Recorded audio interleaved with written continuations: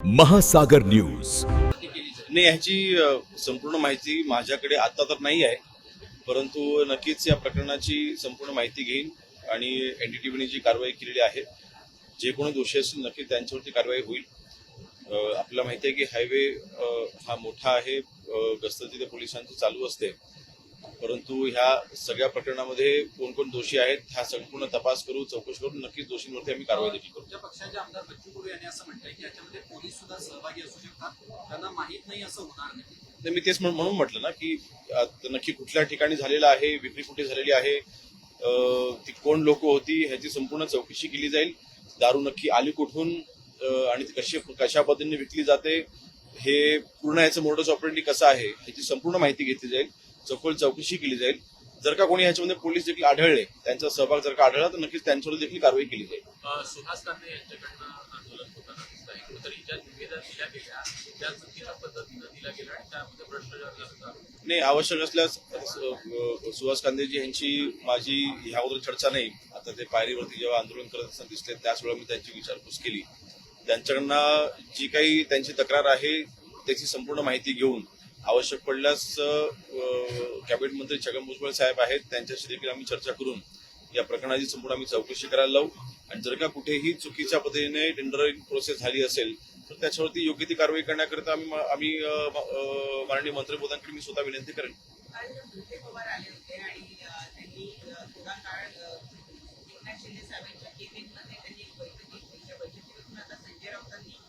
केलेली आहे. ते असं म्हणतायत की आजूबाजूला काँग्रेस राष्ट्रवादी पक्षाचे कार्यालय असताना एकनाथ शिंदेच्या केबिनमध्ये जेव्हा तुम्ही जाऊन बसता तेव्हा तुमची विश्वासार्हता कमी होते राष्ट्रवादी शरदचंद्र पवार पक्षाची आणि थेट शरद पवार यांची विश्वासार्हता कमी होते असं संजय राऊत म्हणतात. नाही, मला या गोष्टीचं आश्चर्य आहे की संजय राऊत साहेब ज्या शरद पवारांना वंदनीय बाळासाहेबांपेक्षाही मोठे मानतात, वंदनीय बाळासाहेबांपेक्षाही शरद पवार साहेबांना जे गुरु मानतात, त्या शरद पवार साहेबांनी एखादा घेतला निर्णय, त्या निर्णयावरती आता शिष्याने अशा पद्धतीने जर का तिथे आक्षेप घेतलेला असेल तर मला वाटतं ही आश्चर्याची बाब आहे.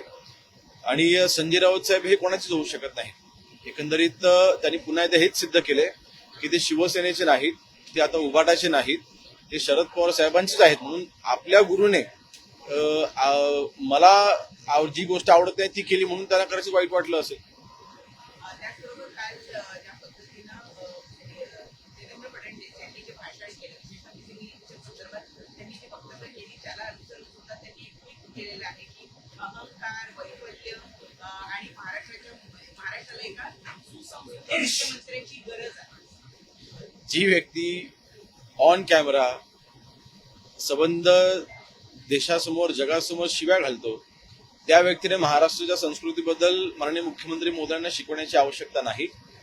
कुठलाही माननीय मुख्यमंत्री महोदयांनी काल भाषण करत असताना एकही असंसदीय शब्द वापरलेला नाही.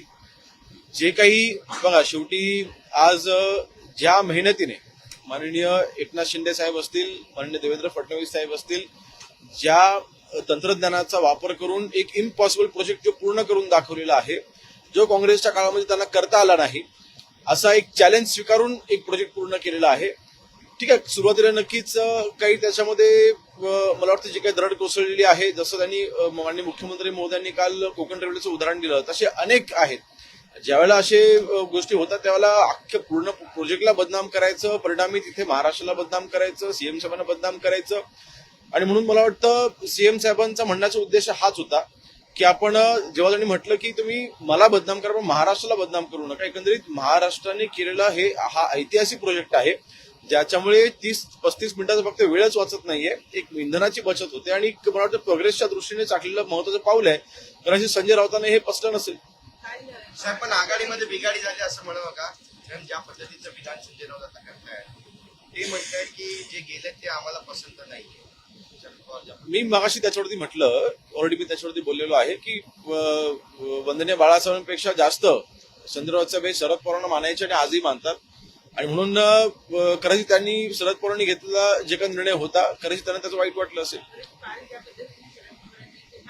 राऊतांचा उल्लेख करायचा झाला तर आजूबाजूला काँग्रेस राष्ट्रवादीचं कार्यालय असताना त्यांनी शिंदे यांचं कार्यालय निवडलं.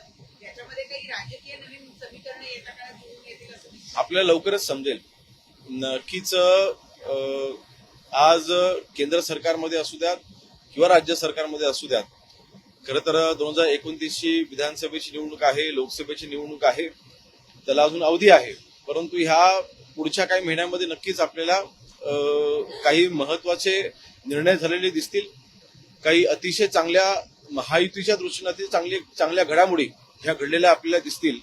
आणि मला वाटतं महायुती जी आज मजबूतीने राज्यामध्ये उभी आहे, एनडीए आज देशामध्ये मजबूतीने उभा आहे, त्याची ताकद वाढण्याचं काम हे काही महिन्यांमध्ये आपल्याला होताना दिसेल. पण शरद पवार ज्या पद्धतीनं भेटून गेले त्यांनी एक गोष्ट सिद्ध होते की एकनाथ शिंदे खरा वारसा चालवतात बाळासाहेबांच्या. नाही, त्या बाबतीमध्ये माननीय मुख्यमंत्री महोदयांनी ऑन फ्लोअर भूमिका आमची सरकारची मांडलेली आहे आणि या बाबतीमध्ये एक विशेष ड्राईव्ह नक्कीच आमच्याकडनं घेतला जाईल. आणि नवी मुंबई असेल किंवा ठाणा असेल, भिवंडी आणि MMR रिजनमध्ये असेल किंवा मला वाटतं पुण्याच्या लगत देखील त्या ठिकाणी देखील काही तक्रारी आहेत. तर नक्कीच या सगळ्यांच्या ठिकाणी आम्ही एक स्पेशल ड्राईव्ह घेऊन या सगळ्या ज्या आस्थापना चालू आहेत अवैधरित्या त्यांच्यावरती कारवाई करू. सर, हिंदी में बता दीजिए, जिस तरीके से मिसिंग लिंक को लेकर सरकार की किरकिरी हो रही थी, उस पर मुख्यमंत्री ने कल हाउस में जवाब दिया, जिसको लेकर विपक्ष जो है कह रहा है कि ये मुख्यमंत्री का अहंकार बताता है. मुख्यमंत्री ने कहा कि मुझे बदनाम करेंगे चलेगा, लेकिन महाराष्ट्र को नहीं, बदनाम अहंकार का सवाल कहाँ है? ऐसा एक प्रोजेक्ट जिसको कांग्रेस ने रिजेक्ट किया था, जिसको कांग्रेस ने करने की कभी हिम्मत नहीं दिखाई, फाइनेंशियल हिम्मत नहीं दिखाई, जो भी वहां पे टेक्निकल हर्डल्स थे वो दूर करने की हिम्मत नहीं दिखाई. लेकिन आज नई टेक्नोलॉजी का यूज करके ऑनरेबल सीएम सर हो, देवेंद्र फडणवीस जी हो, honourable DCM sir Eknath Shinde ji हो, दोनों ने ये चैलेंज एक्सेप्ट किया, एक इम्पॉसिबल प्रोजेक्ट करके दिखाया और एक बड़ी कनेक्टिविटी थी उसको जोड़ा है. तो मेरे ख्याल से अगर ऐसा एक ऐतिहासिक प्रोजेक्ट महाराष्ट्र में हुआ है, देखिए आज लैंडस्लाइड वहां पे होना मेरे ख्याल से इतना कोई बड़ा डैमेज नहीं है, लेकिन जरूर उसके लिए भी जो भी प्रिवेंटिव एक्शन फ्यूचर में लेने हो हम लेंगे ना. और उसके लिए पूरे प्रोजेक्ट को बदनाम करना, महाराष्ट्र को बदनाम करना, ये गलत है. ऐसा सीएम साहब ने कल कहा था. की तरफ से नाराजगी जताई गई जब सीएम मिसिंग लिंक के बारे में कह रहे थे, तो सीएम ने अपना नाम लिया और उप मुख्यमंत्री एकनाथ शिंदे का नाम लिया, अजीत दादा का नाम नहीं लिया. उसको लेकर नाराजगी है और ये भी कहा जा रहा है कि मिसिंग लिंक को अजीत दादा का नाम लिया. नहीं, देखिए जानबूझ के सीएम सर ने किया है, मैं ऐसा नहीं कहूंगा. जिस विभाग के माध्यम से ये प्रोजेक्ट हुआ है वो विभाग ऑनरेबल एकनाथ शिंदे जी पिछले 7 साल से संभालते आ रहे हैं. उसमें एकनाथ शिंदे जी डायरेक्टली इन्वॉल्व थे as a CM. Then again जब भी फडणवीस साहब जब भी DCM थे तभी वो डायरेक्टली इन्वॉल्व थे. तो मेरे ख्याल से उनकी डायरेक्टली इन्वॉल्वमेंट थी, इसलिए उन्होंने उनका नाम लिया. या फिर एकनाथ शिंदे जी का जब भी वो सीएम थे तभी उन्होंने भी उस प्रोजेक्ट को चालना दी थी. तो मेरे ख्याल से जानबूझ के अजित दादा का नाम अवॉइड किया ऐसा नहीं है, डायरेक्टली इन्वॉल्वमेंट थी, शायद इसलिए उनका नाम लिया. कल शरद पवार जी मिले एकनाथ शिंदे की पत्नी से, उसको लेके काफी नाराजगी दिखा रहे हैं संजय राउत.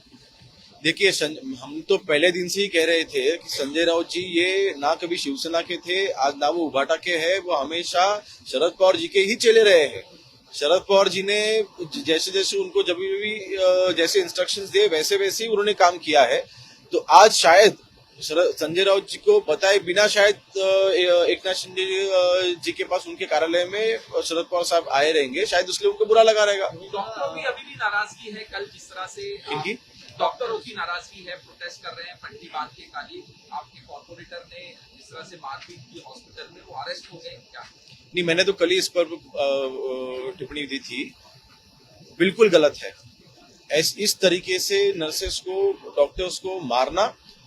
अगर आपकी कोई कंप्लेंट थी, आप नजदीकी पुलिस स्टेशन में जाते, जो भी कंसर्न ऑफिसर्स थे उनके पास कंप्लेंट करते और कार्रवाई कराते. लेकिन इस तरीके से मारपीट करना ये बिल्कुल सहन नहीं किया जाएगा. उनके ऊपर कार्रवाई तो हो चुकी है और यहाँ पर कोई भी मतलब ये कार्रवाई करते वक्त कहीं भी हमारे पार्टी के इसलिए हम कार्रवाई पूरी नहीं होने देंगे, ऐसा बिल्कुल नहीं होगा. उनके ऊपर कड़ी कार्रवाई की जाएगी. रमेश पाटलांवरती कडक कारवाई झाली पाहिजे का? कारण महाराष्ट्राची अपूर्व रेषेवर टांगलेली ज्या प्रकारे नाही, 100% चुकीचं त्यांनी कृती केलेली आहे, म्हणून त्यांच्यावरती कायदेशीर कारवाई ही केली जाईलच. आणि कायदेशीर कारवाई करताना कुठेतरी आमच्या पक्षाचे आहेत म्हणून त्यांना वाचवण्याचा प्रयत्न होईल असं अजिबात होणार नाही. त्यांच्यावरती कायदेशीररित्या कडक कारवाई ही केली जाईल. संघटनात्मक कारवाई सुद्धा बाकी होती कारण शिंदे साहेबांनी त्यांना पक्ष तो निर्णय माननीय एकनाथ शिंदे साहेब नक्कीच निर्णय घेतील. या बाबतीमध्ये माननीय एकनाथ शिंदे साहेबांची भूमिका नेहमीच आमच्या कार्यकर्त्यांना, शिवसेनेच्या कार्यकर्त्यांना साहेबांनी नेहमीच म्हटलेलं आहे की जनहिताचं काम झालं पाहिजे. अशा पद्धतीने जे निर्दोषी आहेत त्यांच्यावरती अशा पद्धतीने हात उगारणं आणि मारहाण करणं हे चुकीचं आहे. ते साहेब नक्कीच सहन करणार नाही. सर, बीते महीने ट्रांसपोर्ट विभाग